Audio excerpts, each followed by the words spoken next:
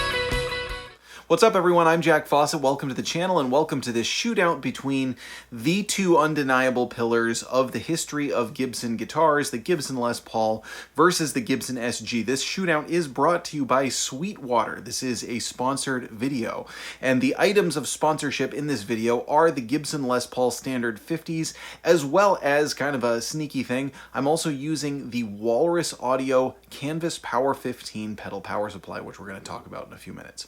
First of all, let's talk about these two guitars. Now, I do want to be clear that this is a general Les Paul versus SG shootout. It's not actually based on specific models. It's not like this model Les Paul versus this model SG. Obviously, this is a brand new Les Paul and it is the current model. The SG that I'm using is an older 61 reissue. Now, it is a good representation of the same guitar that you would get nowadays. There are some slight differences. You will notice that this guitar looks a little different. It has a bigger headstock. The older ones had the wider historic headstock, and I did do some cosmetic changes up there, including putting on a Les Paul truss rod cover. Brief thing about the history here, for those of you that don't know, the SG was originally a Les Paul. The Les Paul came out in 1952, lasted until 1960. Sales weren't very good, and so they changed the style of the guitar to what we now know as the SG, which was the new Les Paul Standard, and also the Les Paul Junior and Les Paul Custom and other various models were now SG shaped. But it was done without Les Paul's input, and he was not only not particularly thrilled with the design, he was also going through a messy divorce at the time. He decided to part ways from Gibson, and in 1963 it became the SG, which stands for solid guitar. Now, the SG has been in production ever since its inception. The Les Paul would make a comeback later in the 1960s. You'd have the Les Paul Deluxe and other models as well.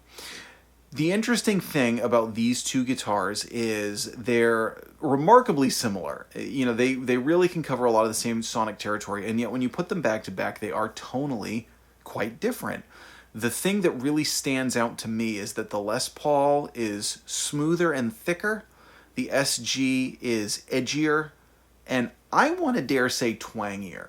particularly, I think you'll notice when you hear it clean. Now, it's certainly not like Telecaster twangy, but in the Gibson sort of realm, the Gibson spectrum of tone, I would say it's almost got a twang to it. It's got a noticeable bite.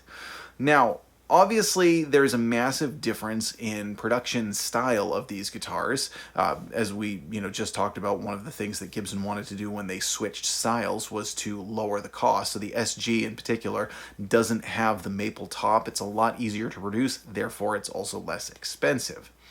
And that has made it one of, if not Gibson's best-selling guitar of all time. There have been some claims that the SG is the greatest selling Gibson of all time, but then some of those claims were refuted. There are a lot of SGs out there. There are also a lot of Les Pauls out there. They're both absolutely fantastic guitars. Now, it's not just the materials and the body style, though, that make these two sound different. If you look at them, one of the notable things is that the neck pickup on a Gibson SG is actually a little bit closer to the bridge than it is on a Les Paul. Part of this is because of the body design. The SG was designed to give you more and better access to the upper frets, which also made it so that the neck pickup needed to be pushed down a little bit. So that's also going to lend to a difference in tone. That neck pickup is going to be a bit brighter, whereas the Les Paul neck pickup is going to be a bit bassier. Now, the SGs are obviously lighter. Generally speaking, you might get some variance here and there. You might get a really heavy SG versus like a weight-chambered Les Paul or things, but generally speaking, you're going to get lighter SG and a heavier Les Paul. But otherwise, these two guitars are, again, for as similar as they are, it's amazing to hear them back to back and really notice how different they are.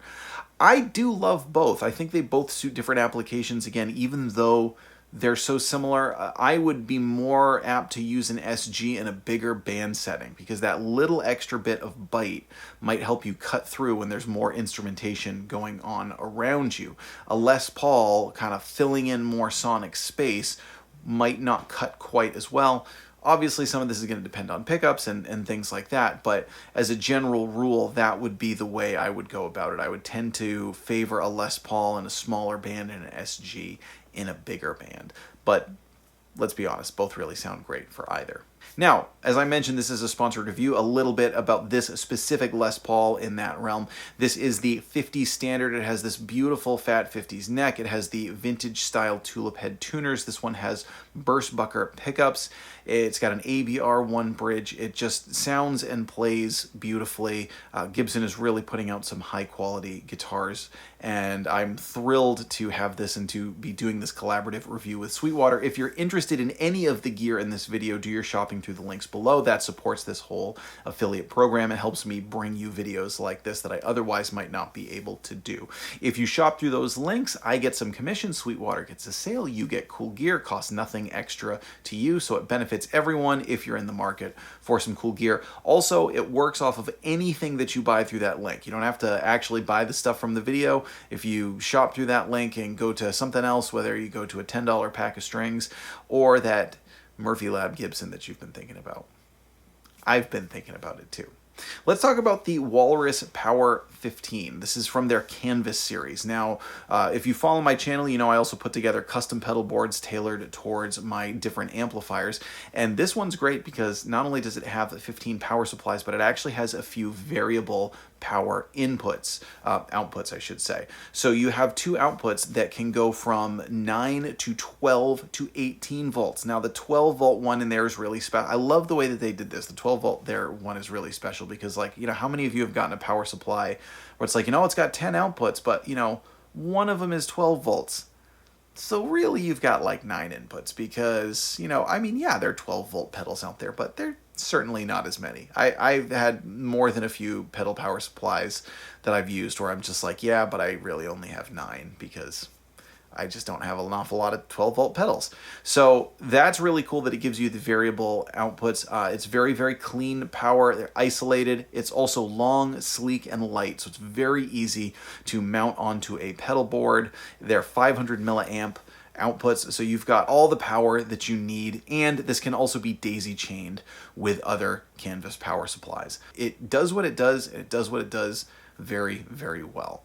Now, for this video, I am using that to power up a Pigtronics tuner and an Ibanez TS9, which is what I'm using for the overdriven tones in this video. For the amplifier, I'm using my Marshall Blues Breaker, which is loaded with Celestion Alnico Gold speakers.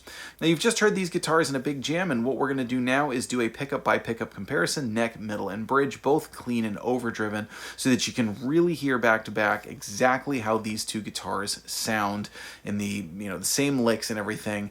And again, hopefully it emphasizes that difference in tone. Do let us know which one you like better, whether from this video or just in general in your life. If you're someone who owns both, wants both, has one and wants the other, let us know what your story is with these model guitars. I'm Jack Fossett. Please remember to like, share, and subscribe. Do your shopping through those affiliate links below to support all of this, and I hope you enjoy the rest of the video.